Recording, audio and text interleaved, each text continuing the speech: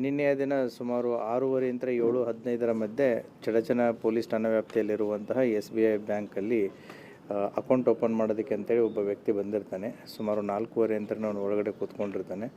6:30 ಯಾವಾಗ ಬ್ಯಾಂಕ್ ಒಳಗಡೆ ಇದ್ದಂಥ ಸಿಬ್ಬಂದಿ ಮತ್ತು ಇನ್ನೇನು ಕ್ಲೋಸರ್ ಟೈಮ್ ಆಗುತ್ತೆ ಅಂತಂದಾಗ ಇನ್ನೊಂದಿಬ್ಬರು ವ್ಯಕ್ತಿಗಳನ್ನು ಒಳಗಡೆ ಕರೆಸ್ಕೊತಾನೆ. ಆವಾಗ ಬ್ಯಾಂಕಲ್ಲಿದ್ದಂಥ ಒಂದು 6 ಜನ ಬ್ಯಾಂಕ್ ಸಿಬ್ಬಂದಿ ಮತ್ತು 4 ಜನ ಪಬ್ಲಿಕ್ ಏನಿದ್ರು, ಆ 10 ಜನಕ್ಕೆ ಬಂದೂಕು ತೋರಿಸಿ ಹೆದರಿಸಿಬಿಟ್ಟು ಅವರನ್ನು ಒಂದು ರೂಮಲ್ಲಿ ಲಾಕ್ ಮಾಡಿ ಅವರ ಕೈಗೆ ಈ ಬ್ಯಾಂಡ್, ಏರ್ಪೋರ್ಟಲ್ಲಿ ಕಟ್ಟುವಂಥ ಈ ಬ್ಯಾಂಡ್ ಏನು ಬರುತ್ತೆ ಅದರಿಂದ ಕಟ್ಟಿ ಅವರನ್ನು ಒಂದು ರೂಮಲ್ಲಿ ಹಾಕ್ತಾರೆ.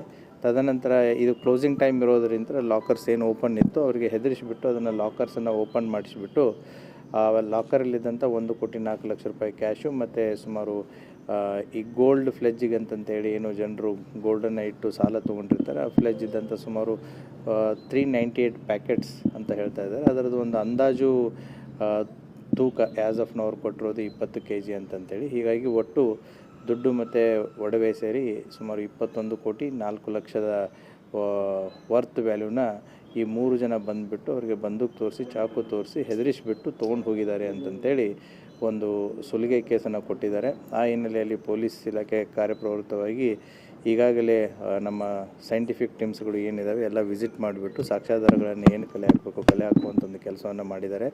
ಈಗಾಗಲೇ 8 ಟೀಮ್ಸ್ಗಳನ್ನು ಫಾರ್ಮ್ ಮಾಡಿದೆ. ಆ 8 ತನಿಖಾ ತಂಡಗಳು ವಿವಿಧ ಆಯಾಮಗಳಲ್ಲಿ ತನಿಖೆಯನ್ನು ಮಾಡಲಾಗ್ತಾ ಇದೆ. ಈಗಾಗಲೇ ತಮಗೂ ಗೊತ್ತಿರುವಂತೆ ಆ ವೆಹಿಕಲನ್ನು ಈಗಾಗಲೇ ನಾವು ಟ್ರೇಸ್ ಮಾಡಿದ್ದೀವಿ. ಅದು ಹುಲಜಂತಿ ಅನ್ನುವಂಥ ಒಂದು ಊರು, ಮಹಾರಾಷ್ಟ್ರ. ಅವರು ಅಫೆನ್ಸ್ ಮಾಡಿದ ಮೇಲೆ ಟುವರ್ಡ್ಸ್ ಪಂಡ್ರಪುರ ಹೋಗಿದ್ದಾರೆ.